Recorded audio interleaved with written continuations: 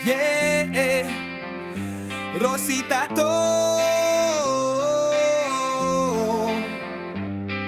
Respeto, tiwala, at sa Diyos sa itaas magtatato na walang tato.